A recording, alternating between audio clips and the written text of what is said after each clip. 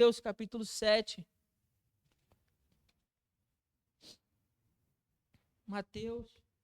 Mateus capítulo 7. Nós entramos hoje numa nova sessão desse discurso proferido por Jesus. Então nós vamos ler Mateus 7, do 1 ao 5. Se você encontrou, por favor, pudesse colocar em pé, em reverência à palavra do Senhor. Mateus 7, do 1 ao 5. Diz assim: Não julgueis, para que não sejais julgados, porque sereis julgados pelo critério com que julgais, e sereis medidos pela medida com que medis.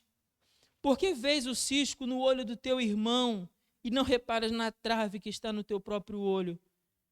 Ou como dirás ao teu irmão, deixa tirar o cisco do teu olho, quando tens uma trave no teu?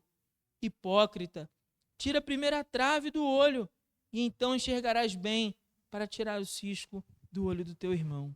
Amém? Só até aqui, os irmãos podem se assentar.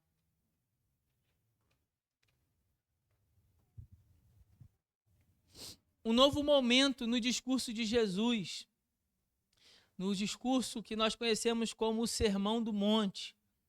E a partir de agora, nessa última sessão, nesse último período do discurso, Jesus vai falar sobre o verdadeiro julgamento. Verdadeiro julgamento que deve proceder da verdadeira justiça, da qual a gente falou no capítulo 6.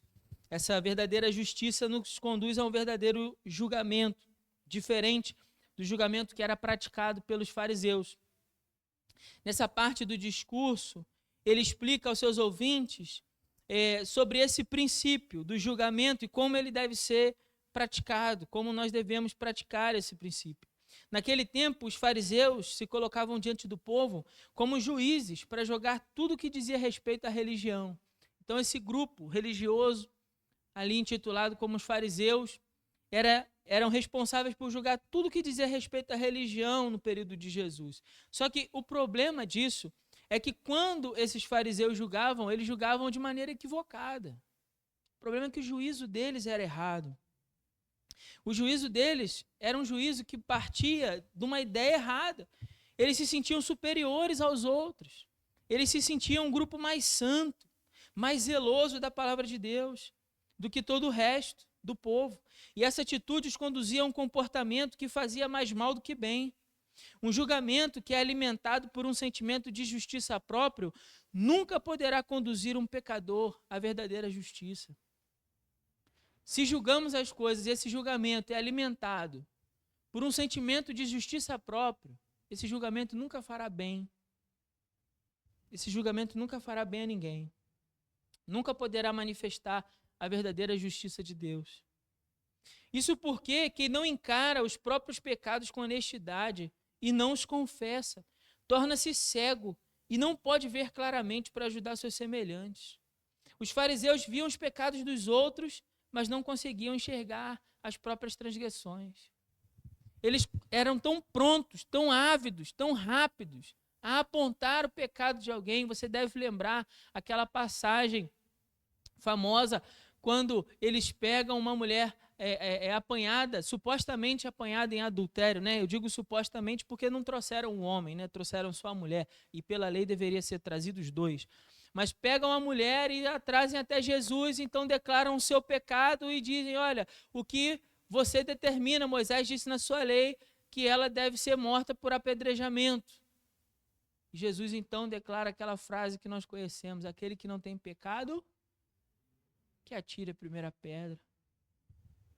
Esse é só um relato para tentar expressar como era esse julgamento dos fariseus, como era rápido o julgamento dos fariseus, como o seu desejo por julgar o pecado do outro era movido por um sentimento de superioridade, um sentimento de uma santidade mais elevada, um sentimento de justiça própria, e a justiça própria nunca pode conduzir um pecador à misericórdia de Deus, nunca pode manifestar a verdadeira justiça de Deus.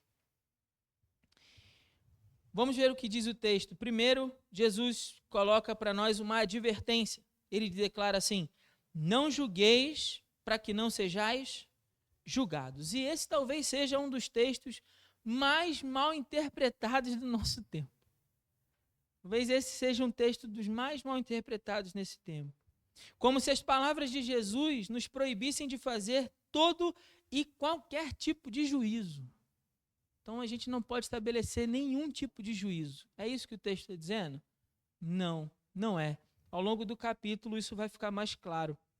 Mas já hoje é importante dizer que não é isso que Jesus está dizendo. Não é isso que o texto sugere. Essas palavras carregam em si uma advertência acerca da severidade da justiça própria. Não é um conselho para nos tornarmos neutros em qualquer questão moral. Não é um conselho, é uma advertência. É bem diferente. Jesus não está dizendo assim para mim e para você, olha, não julguem para que vocês não sejam julgados. Em outras palavras, então não se posicionem, não avaliem, não se manifestem a respeito de nenhum tipo de juízo de valor, nenhum tipo de juízo moral. Não é isso que Deus está falando, não é isso que Jesus está falando aqui nas suas palavras. Ele está fazendo uma advertência quanto à severidade do juízo. A severidade do juízo. É isso que ele está dizendo, não julguem, não sejam tão severos, não sejam tão prontos, não sejam tão rápidos em apontar um erro do seu irmão. Isso não conduz à justiça de Deus. Existem julgamentos que o crente pode fazer? Sim ou não? Sim? Existe. Claro que existe. Existem julgamentos que o crente pode fazer. Exemplo, o crente não deve julgar quanto à aparência, mas deve julgar o fato conforme a reta justiça. Isso está lá em João, capítulo 7, verso 24. Não julgueis segundo a aparência, mas julgais tudo conforme a reta justiça. Outro tipo de julgamento que o crente deve fazer é julgar o ensino de acordo com a palavra de Deus. Examinar o que está sendo dito e verificar na palavra se é isso mesmo que está escrito, se é isso que Deus está declarando. Nós temos essa obrigação de fazer isso. Isso está registrado também em 1 Coríntios, capítulo 14, verso 29, e em muitos outros textos da Bíblia.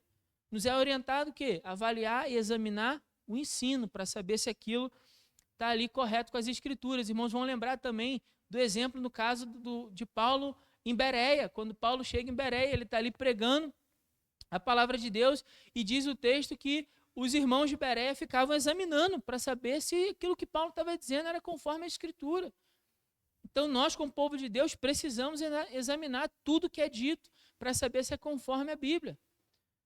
Tenho visto muitos casos, e por isso que eu coloquei que essa passagem talvez seja uma das mais mal interpretadas, né? Que é quando alguém olha, por exemplo, uma heresia sendo pregada por aí, e aí logo ali vem alguém e diz assim, não, mas você não pode julgar. Sim, a gente não pode julgar a pessoa, a gente não pode julgar a motivação do coração, porque só Deus conhece os corações. Agora, o que está sendo dito, o que está sendo ensinado, nós temos a obrigação de examinar. Examinar e tudo, retente o que é bom, disse Paulo aos Tessalonicenses. Examine tudo, retém o que é bom. Para você reter o que é bom, você vai ter que julgar, sim ou não. Você vai ter que avaliar se o que está sendo dito está de acordo ou não. Então você tem que ter um ouvido crítico. Você tem que ter esse tipo de julgamento, sim. Outro tipo de julgamento que o crente deve fazer é julgar o erro do irmão com um espírito de brandura. Veja o que eu estou dizendo. Julgar o erro do irmão com um espírito de brandura a fim de recuperar o irmão. Eu não estou julgando o coração do irmão, eu não estou declarando uma palavra de sentença sobre o irmão, não estou dizendo que esse irmão vai para o inferno, não estou dizendo isso, mas estou dizendo, olha, o fato, a circunstância, a atitude, o que foi feito foi errado. Mas com um espírito de brandura. Para quê? Para buscar recuperar aquele irmão que tropeçou. É totalmente diferente. É totalmente diferente de apontar o erro pelo mero prazer de apontar o erro de alguém, por declarar a falha de alguém. É totalmente diferente. Isso está lá em 2 Timóteo, capítulo 4, versos de 2 a 3, e também em Gálatas 6, versos de 1 a 5. Quando Paulo fala isso, se alguém for pego em algum erro, vocês que são espirituais devem tratar o quê? Com carinho o erro do irmão, para que aquele irmão possa ser recuperado. Mas para isso, a gente também precisa julgar, sim ou não? Para isso, a gente também vai precisar refletir sobre se aquela conduta foi certa ou não, de acordo com a palavra. Então, vai haver um determinado tipo de julgamento. Portanto, a advertência de Jesus aqui é quanto ao julgamento censurador. É o julgamento que só vê defeito em tudo. É o julgamento injusto, carregado de justiça própria, cuja finalidade é a própria destruição do julgado e não a restauração do caído. Olha o que eu estou dizendo, eu vou repetir. Cujo julgamento é a própria destruição do julgado, mas não a restauração do caído. Lembre de novo o exemplo da mulher pega em adultério. O que os judeus queriam? Que ela fosse destruída. A lei diz, tacar pedra nela até ela morrer. Esse é um julgamento para destruição. Jesus ignora o erro que ela cometeu? Quem lembra aí da passagem? Quem é que está bom aí de Bíblia? Ele ignora? Não. Ele trata do pecado. Mas ele faz isso aonde? Em público? Não, ele faz isso depois que todos vão embora, não é assim? Todos se vão, porque ninguém fica mais depois da declaração dele, né? Quem não tem pecado que atire a primeira pedra, então todos se vão. E em particular, Jesus vira para ela e trata do pecado dela. E diz assim, onde estão os que te acusavam? E ela diz, ninguém ficou. Assim, então vai e não peques. Mas Jesus deu uma carta branca para ela fazer o que queria? Claro que não. Jesus tratou do pecado, mas tratou em particular. Jesus manifestou a justiça sobre ela, mas uma justiça restaurativa. Uma justiça a fim de levantar o caído. E não uma justiça para destruir o que tropeçou. E em muitos casos, quando alguém vem falar do pecado que um irmão cometeu, que uma outra pessoa cometeu, vem com a finalidade, com um desejo vil, com palavras perversas, mas que são doces na boca, para destruir a outra pessoa. A finalidade é destruir o outro.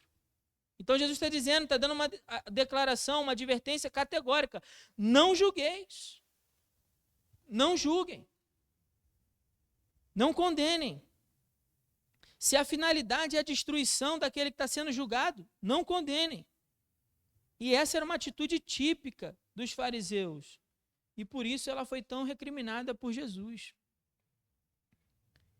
Bom, no verso 2 ele vai dizer, porque sereis julgados pelo critério com que julgais e sereis medidos pela medida com que medis. O que Jesus está falando aqui? Ele está estabelecendo um princípio, mas ele não está estabelecendo um princípio que é novo, porque essas palavras não são novas.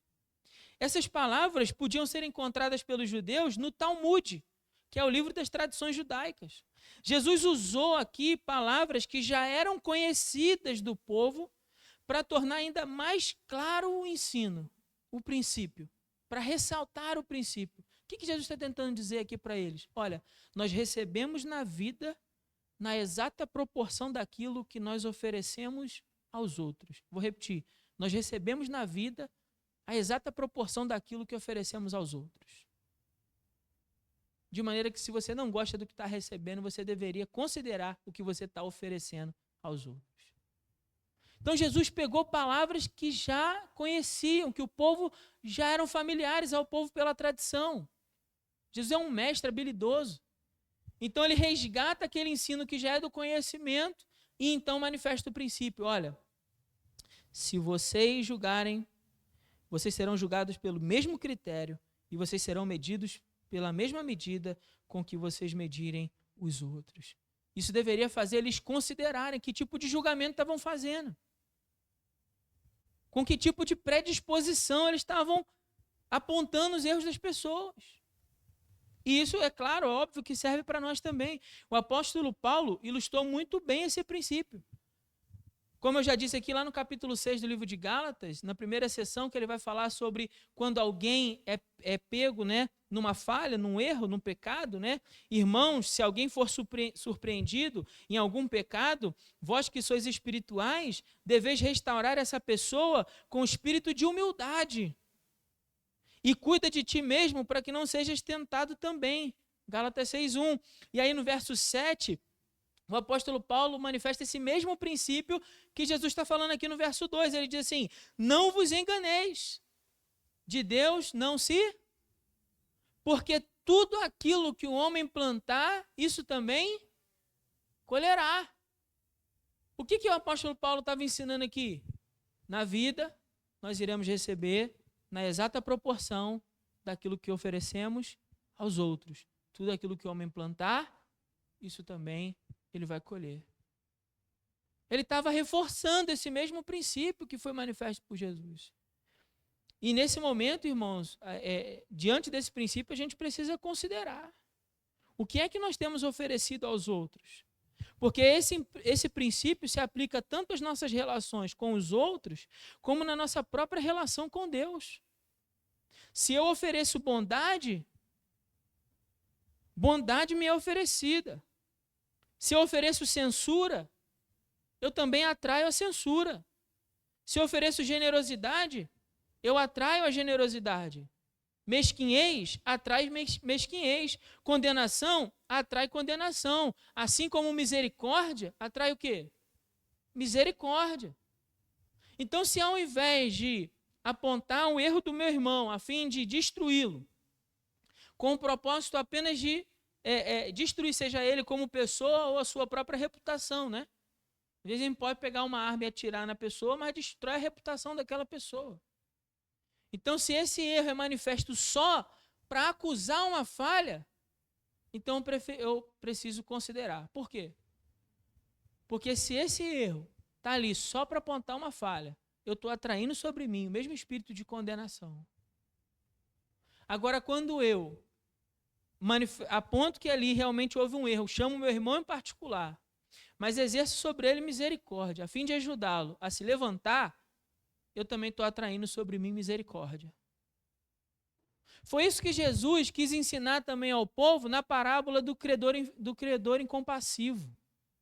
Aquele homem que tinha uma dívida com o rei, e o rei então chama ele na sua presença e faz o que com ele? Abona ele de todas as suas dívidas, não é assim? Lembra dessa parábola? Mas aí aquele homem saindo da presença do rei, o que é que ele faz? Ele vai até o seu irmão que tinha uma dívida com ele e exige do seu irmão até o último centavo, digamos assim. Bom, se eu tinha uma dívida e a mim foi oferecido misericórdia, por que eu não posso oferecer misericórdia com o meu irmão?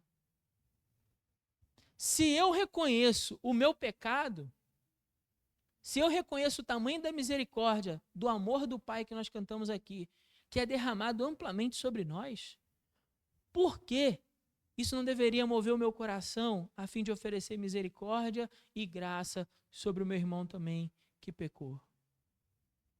Inclusive, eu, na hora de dar um título para esse sermão, peguei emprestado a frase do grande biblicista, né, o Dr. Luiz Saião, que ele diz assim: quem pega muito pesado não conhece o Pai amado. Quem pega muito pesado não conhece o Pai amado. E se fosse dar um título a esse sermão, eu peguei essa frase como título: quem pega muito pesado não conhece o Pai amado. Porque quanto mais nós conhecemos esse Deus, cheio de amor, cheio de graça, cheio de misericórdia para com os nossos pecados, mais a gente tem esse coração movido por misericórdia para oferecer a quem também se encontra caído. Quanto mais a gente tem convicção dos nossos próprios pecados, quanto mais a gente consegue se enxergar, mais a gente consegue oferecer misericórdia para quem também tropeça no seu caminho. E é isso que fala a última seção desse texto. A partir do verso 3 até o verso 5, Jesus trata aqui de um caso de terrível miopia espiritual. Jesus, então, constrói um cenário para nós de uma terrível miopia espiritual. Diz assim: por que vês o cisco no olho do teu irmão e não reparas na trave que está no teu próprio olho? Como é que você consegue ver o cisco e não reparar na trave que é no teu? Ou como dirás ao teu irmão: deixa tirar o cisco que há no teu olho, quando tens uma trave no teu? Hipócrita, tira primeiro a trave do olho, e então enxergarás bem para tirar o cisco no olho do teu irmão. Vamos pensar devagar, vamos construir esse cenário junto com Jesus. Hipócrita, o que significa isso? É um julgamento de quem aponta o defeito do outro, mas que esconde o próprio defeito. Muitas vezes um defeito até pior do que aquele que é apontado. Hipocrisia significa ser falso, fingido, dissimulado. É esse tipo de julgamento que Jesus se refere. Os fariseus estavam sempre apontando, sempre atentos para apontar o erro das pessoas à sua volta, mas eram incapazes de enxergar e buscar corrigir as suas próprias transgressões. Quando se tratava do erro de alguém, eles estavam lá para dizer: isso está errado, isso é pecado. Eles fizeram isso com várias pessoas, inclusive com o próprio Jesus. Agora, quando se tratava dos próprios erros, eles sofriam de miopia espiritual. Não conseguiam enxergar a própria transgressão. Infelizmente, o sentimento farisaico, ele não morreu. Ele continua, passando pela religião. Principalmente no exagero religioso do nosso tempo. Principalmente no fanatismo religioso. O fanatismo religioso desse tempo carrega em si um espírito fariseu. Porque prontamente ele aponta os erros de todo mundo. Prontamente ele condena as pessoas ao inferno. Não conseguindo enxergar o próprio erro. Não conseguindo enxergar o próprio pecado. E a gente se pergunta: como é que isso é possível, meu Deus? Será que a pessoa não consegue enxergar que isso está errado, que essa conduta ela não atrai os perdidos a Cristo? E eu não estou falando aqui, não entendo os irmãos errados, os irmãos sabem aqui, que eu não estou falando isso de suavizar o evangelho para que ele se torne atraente aos pecadores, de jeito nenhum. O evangelho é claro, todos somos pecadores. Mas é justamente por conhecimento do evangelho que isso não deveria haver nas nossas igrejas. Porque, note os irmãos, quantos pecaram? Eu não senti firmeza em vocês, não. Agora eu fiquei preocupado. Olha o Benjamin respondendo. Olha o Benjamin, Romanos 3, 23, está escrito lá, Benjamin. Porque todos... Sim, da glória de Deus. Todos pecaram e carecem da glória de Deus. Quantos pecaram? Todos. Então, se não há quem não tenha pecado, todos nós estamos na mesma condição, percebe? Todos nós estamos igual diante de Deus, carentes da sua graça, carentes da sua misericórdia. E se não fosse a sua misericórdia, nós já seríamos consumidos. Então, a hipocrisia aqui é essa miopia espiritual, que nos impede de enxergar. Jesus está condenando isso. Jesus está condenando. Agora, olha os irmãos, a trave no olho. Uma trave, pensa lá no futebol, por exemplo, no campo de futebol, a trave lá no gol.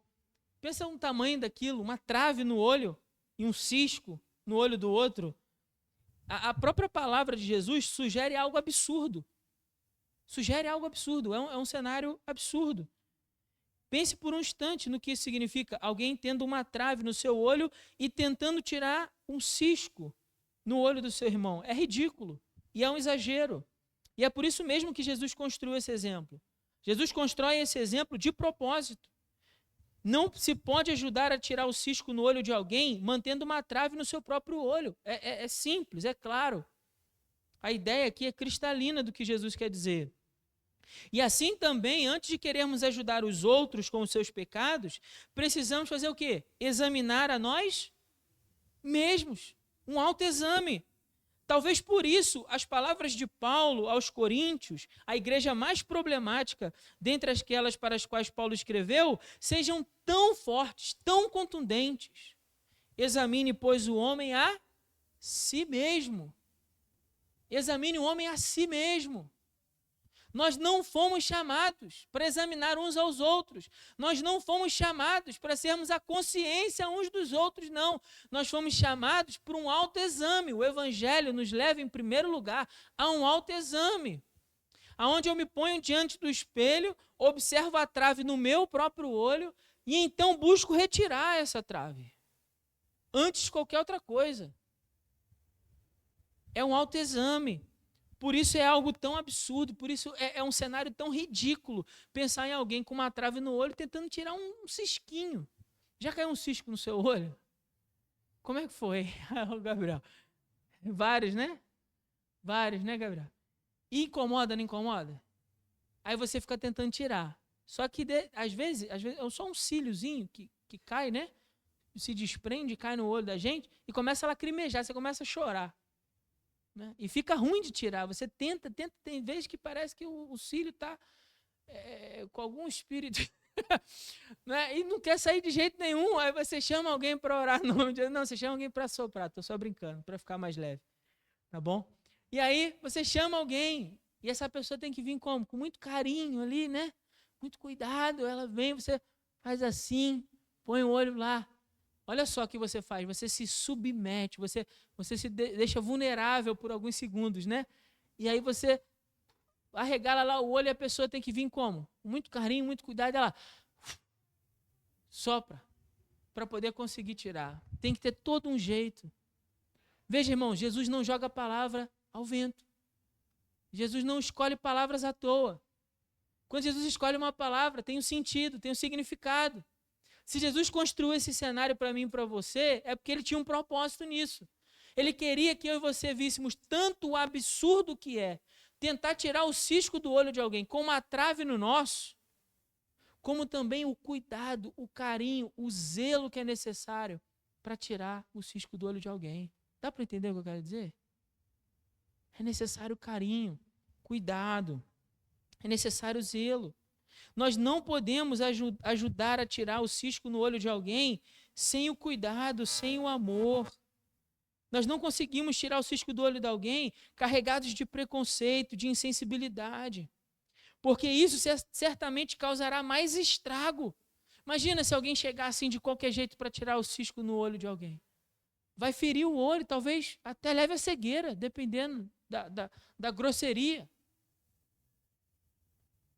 E o exemplo é de propósito também. Porque por vezes a gente vai ajudar alguém e ao invés de ter um carinho, um zelo, um cuidado, como Jesus fez com aquela mulher, chamando em particular, a gente quer expor o erro do irmão. Aí vira uma espécie de fofoca santa. Você conhece fofoca santa? Ela acontece mais ou menos assim. Irmão, vamos orar pelo João. João caiu. Aqui que você entende? Provavelmente o João fez o quê? Seja sincero. Adulterou. Não é isso? Primeira coisa. João traiu a mulher. Pronto. Já se alastrou feito um rastro de pólvora. Se era só um boato e o João não fez nada, nesse momento você acabou de destruir a reputação do João.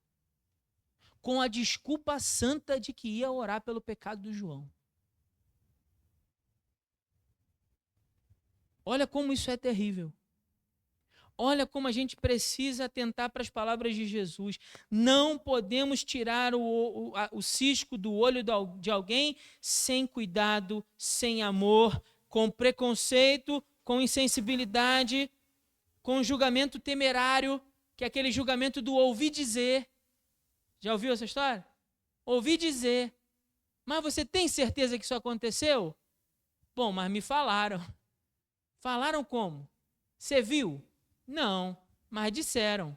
Você testemunhou? Não. Então como é que você está dizendo isso? Aí a gente passa para frente uma história que talvez não seja verdadeira e não percebe que há um risco em que você passe aquela história venha destruir a reputação do seu irmão. E ela já foi passada para frente. Agora, o que mais nos deixa chateados como líder, como pastor, como os oficiais da igreja, é quando a gente percebe o julgamento dessa maneira, exercido assim, e não há o cuidado de se preservar aquele irmão que cometeu aquele erro. Quando a gente faz isso, a gente está sendo insensível e isso pode causar mais mal do que bem.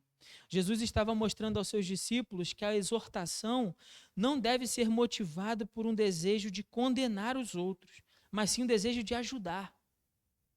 Quando a gente chama um irmão para falar de um pecado, é pelo desejo de levantar o caído e não de destruir aquele que já está lá.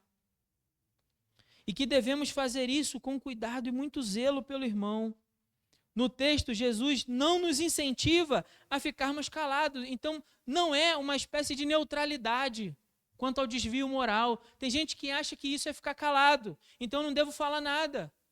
Não, Jesus, a palavra de Deus nos encoraja diversas vezes a nós nos exortarmos uns aos outros, nos advertir uns aos outros nos nossos erros e falhas. Então a palavra nos chama a isso. Mas quando e como eu devo fazer isso? É o que Jesus está nos ensinando. Como eu vou fazer isso? Com zelo, com cuidado, com carinho. Quer ver um exemplo categórico para isso, irmão? Para você nunca mais ter nenhuma dúvida do que eu estou falando? Pensa aqui. Qual a pessoa que se hoje, chegasse conversando com você e te repreendesse por alguma coisa, você aceitaria assim prontamente? Prontamente você aceitaria a correção. Pensa aí, precisa falar não, mas pensa aí.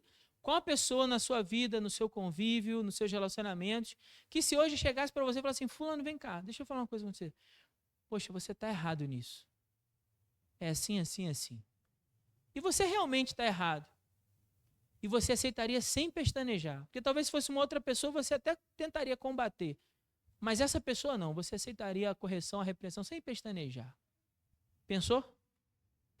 Eu não sei quem é, mas eu sei falar uma coisa sobre essa pessoa. Sem medo nenhum de errar. Essa pessoa certamente é alguém que você reconhece nela que ela ama você. É ou não é verdade? Sim? Quando é alguém que nós reconhecemos que nos ama, que tem o desejo por cuidar de nós, nós aceitamos a repreensão. Agora, se isso é verdade para nós, é verdade também para o outro, ou não? Quando é que o outro vai aceitar a minha correção? Quando é que o outro vai aceitar que eu chame num canto e diga assim, poxa, você errou nisso? Quando é que ele vai reconhecer isso? Quando aquele irmão ou aquela irmã já percebeu em mim alguém que realmente o ama. Quando eu construí essa ponte de relacionamento profundo, pautado pelo amor em Cristo, aquele irmão aceita a correção. Ele pode até no primeiro momento ficar chateado, mas ele sabe que você o ama. Ele sabe que foi para o seu bem. Agora, o inverso também é verdadeiro. A gente não aceita de quem a gente não entende que nos ama. Assim também os outros também não aceitarão qualquer tipo de correção sua se eles não verem em você amor, cuidado, zelo por eles. E é isso que nós devemos fazer. Fazer isso com cuidado. No texto, Jesus não nos incentiva a ficarmos calados diante dos erros, mas nos exorta a olharmos com misericórdia. Qual é a grande ideia, então, desse texto para nós? A grande ideia é que aquele que condena o seu irmão, prontamente lançando sobre ele a mais dura sentença, ou não se reconhece como verdadeiramente pecador, então a pessoa tem um problema de miopia sobre os seus próprios erros, ela não consegue se enxergar, ou ela não compreende o tamanho do amor do Pai Celestial. Por quê? Porque se eu compreendo o tamanho do amor que Deus tem por mim, eu reconheço o tamanho dos pecados que me foram perdoados. E isso vai fazer com que eu possa oferecer também essa misericórdia para outra pessoa. Então só existem duas situações aqui.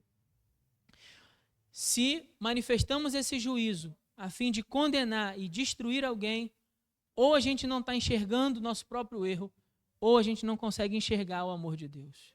Então, de todo jeito, é sempre um problema de miopia espiritual. É sempre um caso de miopia. E nesse caso, o que a gente precisa, irmãos, é pedir para que Deus cure a nossa visão.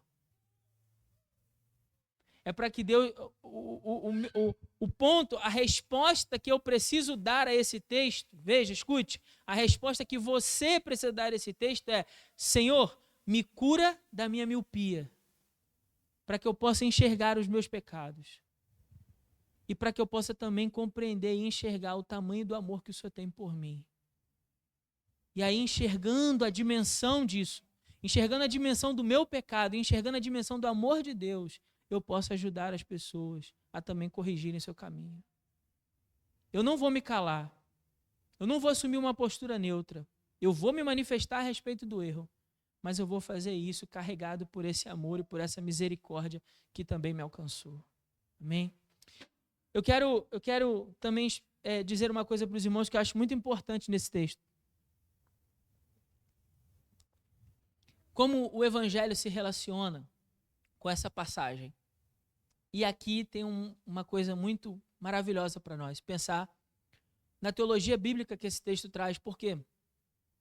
Irmãos, o próprio Deus decidiu dar a Jesus, ao seu Cristo, a autoridade para julgar as nações. O próprio Deus deu a Cristo a autoridade para julgar. Esse que está falando aqui, esse que nós estamos lendo as palavras, foi a esse, ao Cristo, que Deus deu autoridade. A autoridade é dele, para condenar e para salvar. Para condenar o pecado ou para absolver os pecados. Para purificar de toda injustiça. A autoridade é dele. E veja só, os irmãos, que ainda que essa autoridade seja dele, ele decidiu exercê-la somente no último dia. A autoridade para julgar as pessoas e o pecado não foi dada a nós, foi dada ao Cristo. E mesmo o Cristo decidiu fazer isso só no último dia. Porque até lá, ele está oferecendo o quê? Graça. Favor imerecido. Até que esse dia chegue, ele vai chegar. E a gente não pode se esquecer disso. Haverá o dia em que Deus julgará todas as nações. O cetro será dado ao Cristo, ao seu Cristo, e ele julgará todas as nações. Todos os reinos da terra irão se prostrar diante dele para receber a justa sentença. Haverá esse tempo. Mas até lá, enquanto esse tempo não chega, o nosso Deus tem oferecido dia após dia misericórdia sobre nós. E a palavra de Deus diz que são as misericórdias do Senhor a causa de nós não sermos consumidos.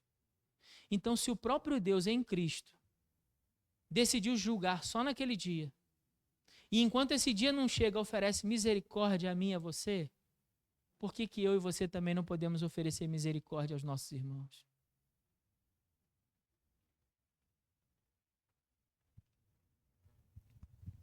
Todo aquele que reconhece a sua condição de pecador sabe o quanto carece da misericórdia do Pai amado.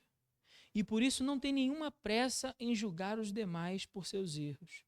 Quando reconhecemos a verdade descrita em Romanos 3:23, porque todos pecaram e carecem da glória de Deus, o nosso olhar para os erros dos nossos irmãos se torna um olhar de misericórdia, pois nos vemos na mesma condição de necessidade da graça divina. Todo ímpeto em proferir sentenças condenatórias sobre os outros é dissipado pela percepção dos nossos próprios erros. É como se de agora um espelho se pusesse diante de nós e estivesse diante de nós nos mostrando os nossos próprios defeitos, a nós mesmos, e retirando de nós toda a predisposição em reparar o erro dos outros. Não podemos perder de vista que o Pai ama a todos os seus filhos e de modo igual deseja que todos se acheguem à sua presença de maneira santa e irrepreensível. O mesmo amor imensurável e incondicional que o Senhor tem por nós, tem por aquele que tropeça em seu caminho. Portanto, precisamos olhar para os nossos irmãos com amor e empatia, ainda que eles estejam cometendo algum erro, pois só assim seremos capazes de ajudá-los. Amém? Que Deus nos abençoe com a sua palavra, assim, no nome de Jesus. Vou chamar o